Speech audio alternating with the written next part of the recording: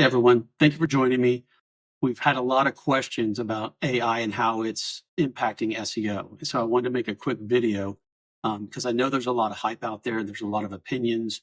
You're seeing a lot of information about the future of AI and its impact on SEO. And I just wanted to clarify some things with real data instead of just opinion. So with that said, let's jump into it.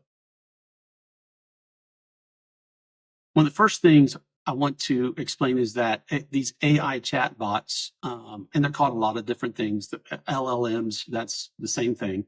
But Gemini, Copilot, ChatGPT, and Claude, these are the more popular ones. And you'll see more. DeepSeek is another one. But they're more answer engines than search engines. And why is that important? People use them differently. So if we call them search engines, then we're going to take search engine terminology and ideology and apply it to the chatbots. They're using logic based on their learning model to give recommendations for search queries versus a search engine, which has an algorithm that categorizes, catalogs, and then runs a series of filters to determine which is the best result to return. And usually when you do the same search, you get the same result. Chatbots, you could do the same search and get multiple different types of results. So they're a little bit different than search engines.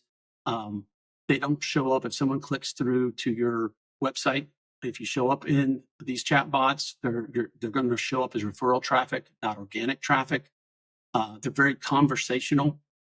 And not everyone's using them like a search engine. They can do a lot more: copywriting, image generation, video generation. So just know that about 50% of the searches or queries that are in a chatbot are similar to search engines, which means half of them are not.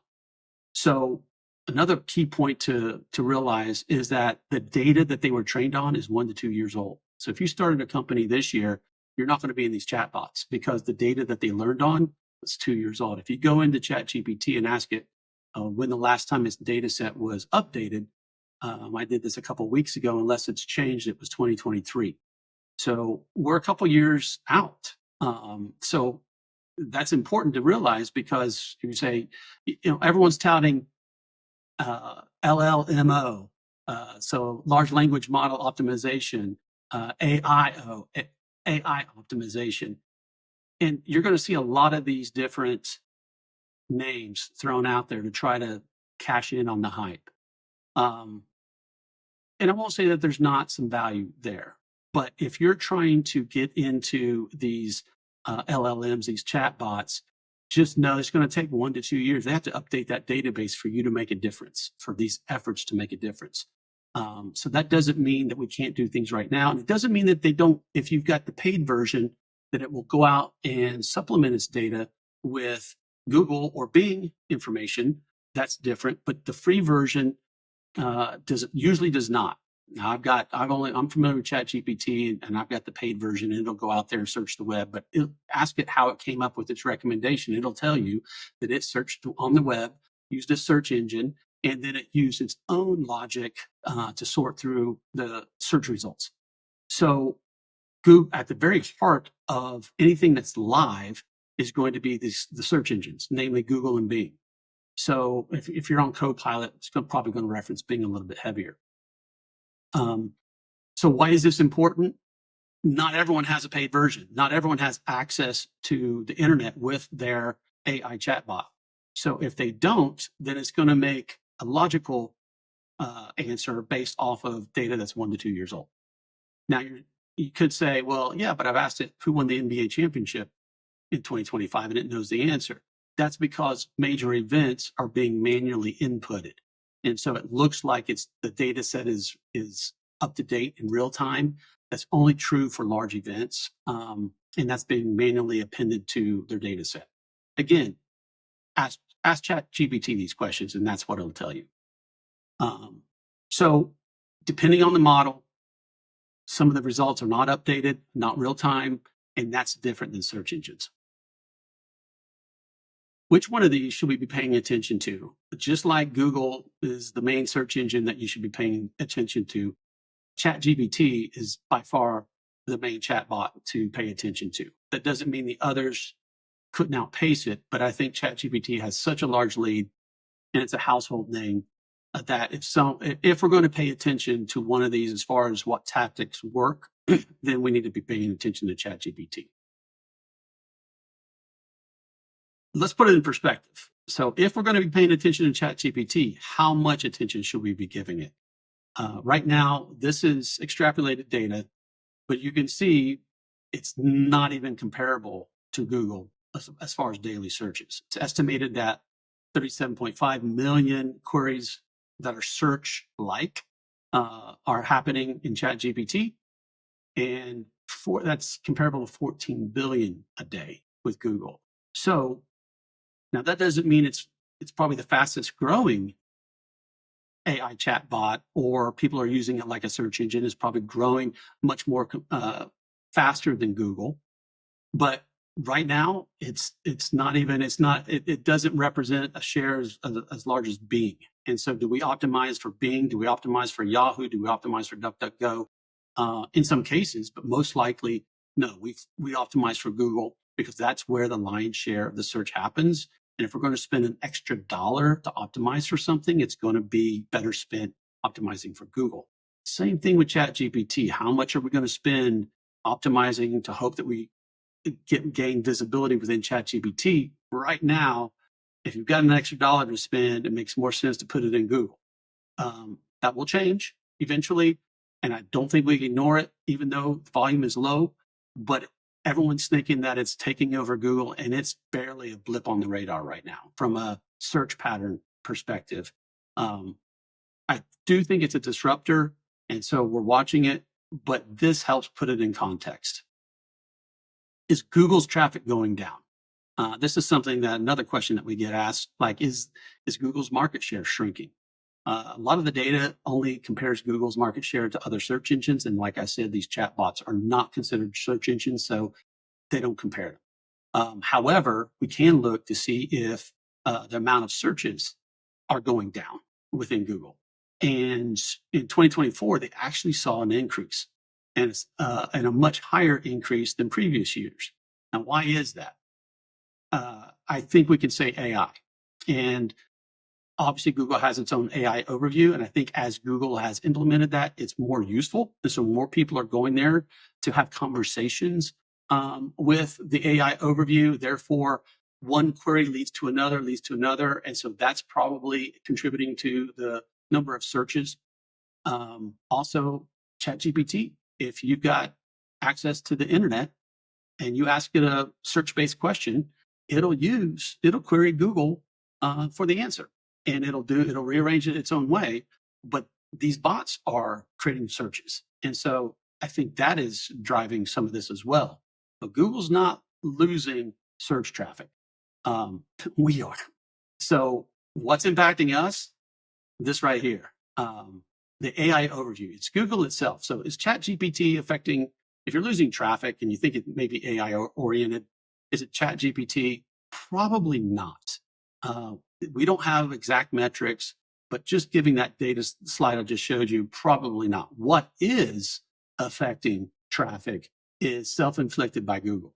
So Google's trying to play catch up. They've introduced these AI overviews, which frankly, yeah, are they helpful? Yes, but there's plenty of times where they're not.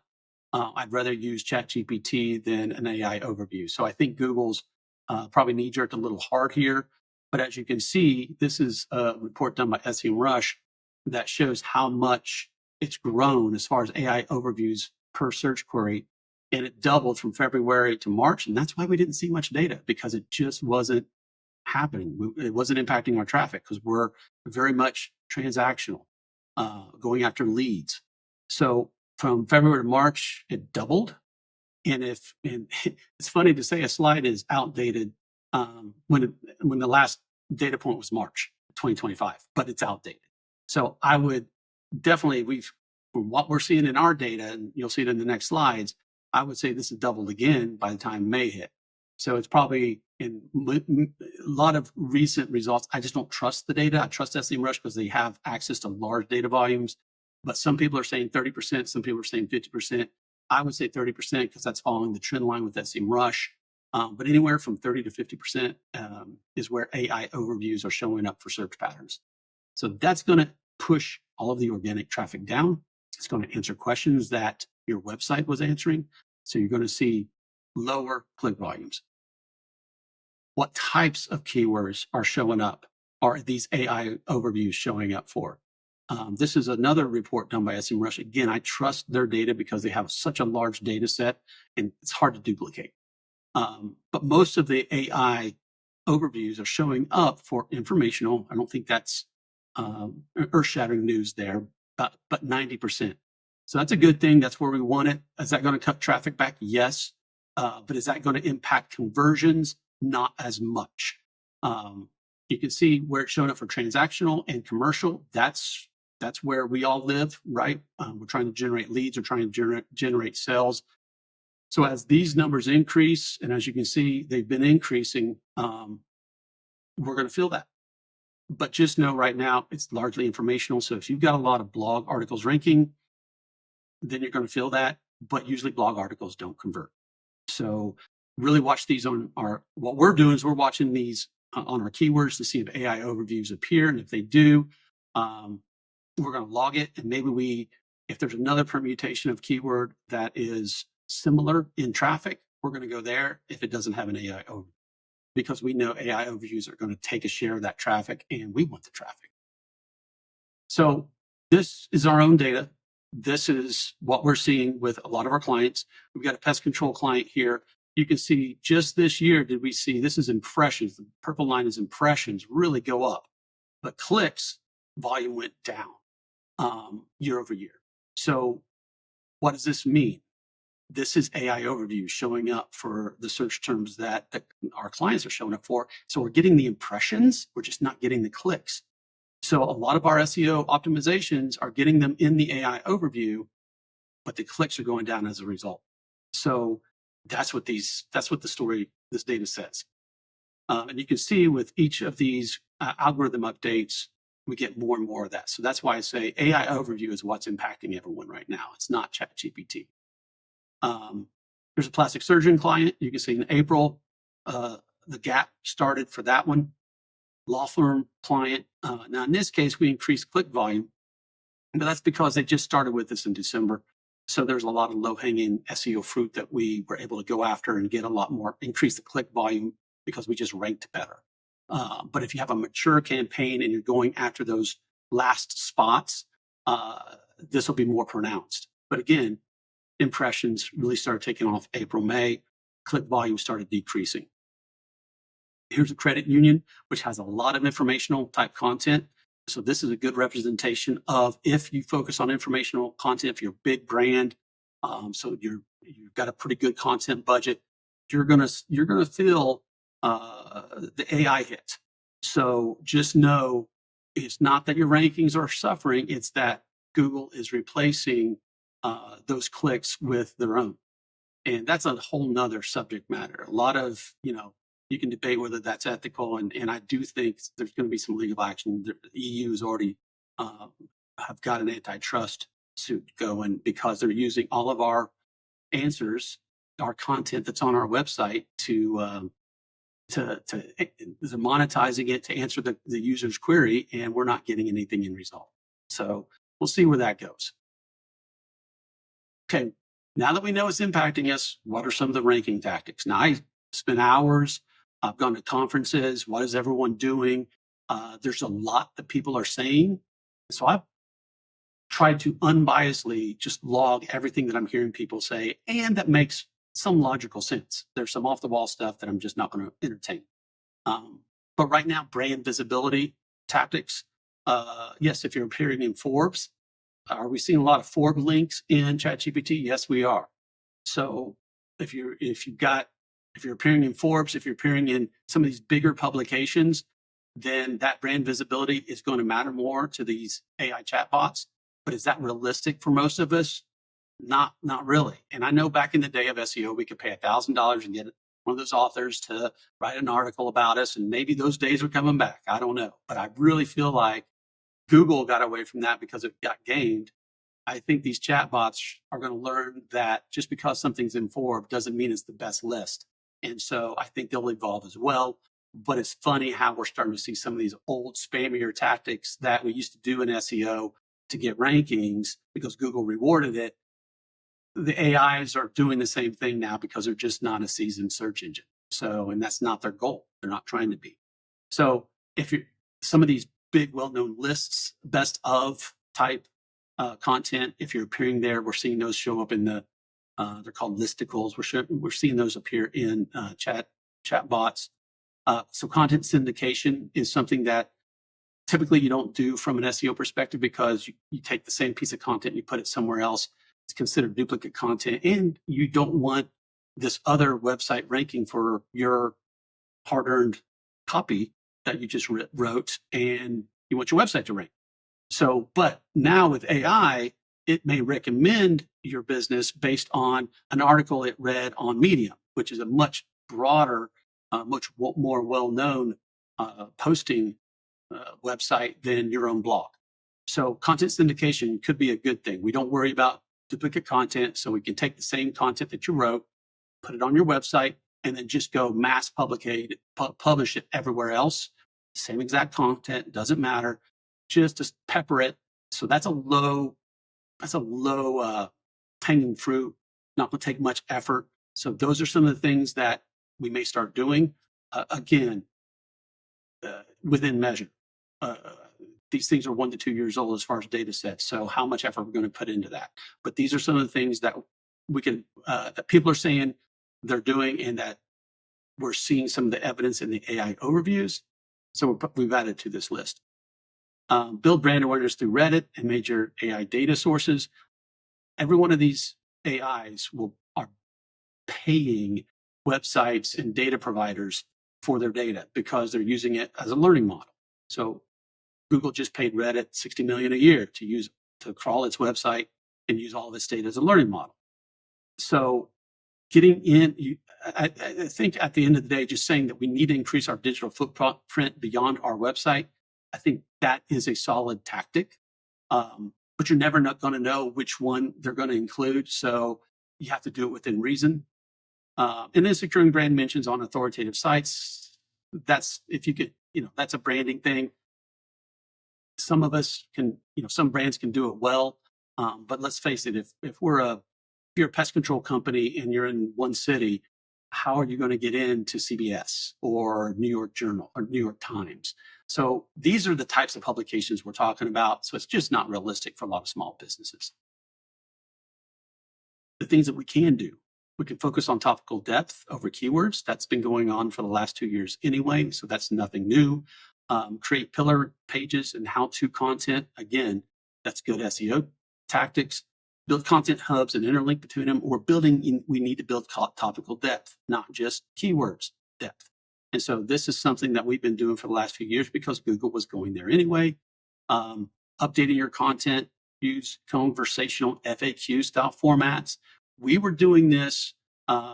We're taking the people also ask section of Google for whatever keyword we wanted to rank for, and then we were mining that for answers and to put on our clients' pages that were targeting those keywords.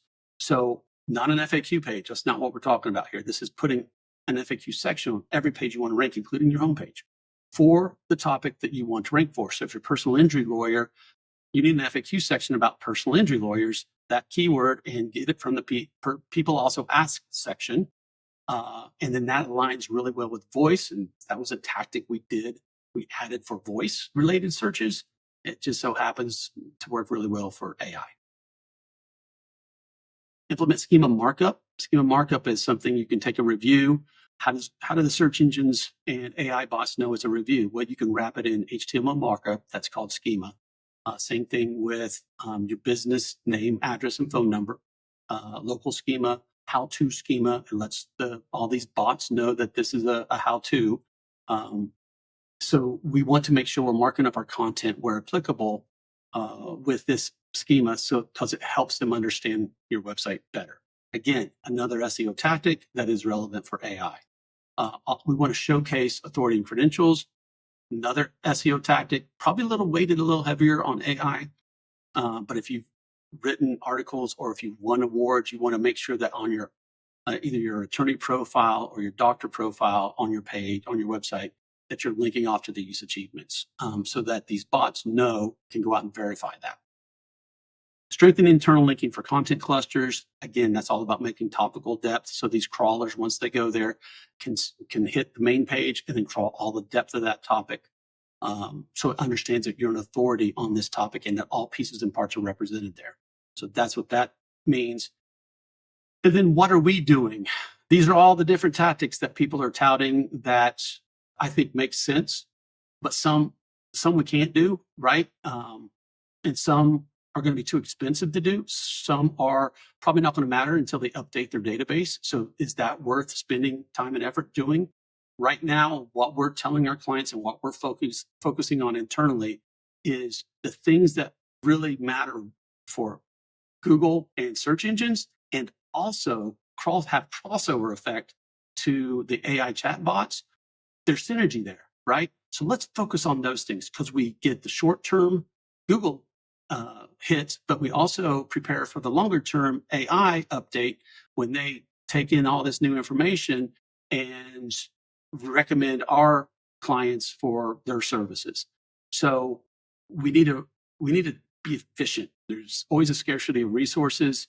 So some of these tactics that people are touting, like which should you go out there and spend money on an AI chatbot tactic only? Probably not. I'm not saying that, and we may even create a package down the road, but we've got to see that it's going to have immediacy. That,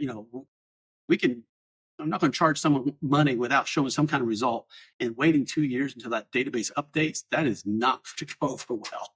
So we've got to show an ROI. So the things right now that matter for Google and the AI chatbots, that's where we're focusing, and that's represented right here. And again, at the heart of all of this is SEO. These are SEO tactics that we've been doing, and you can see the results with our clients showing up, the impressions going up. Unfortunately, the clicks just don't go along with it. So I hope this was helpful. Hope it wasn't too long. If you have any questions, please let me know.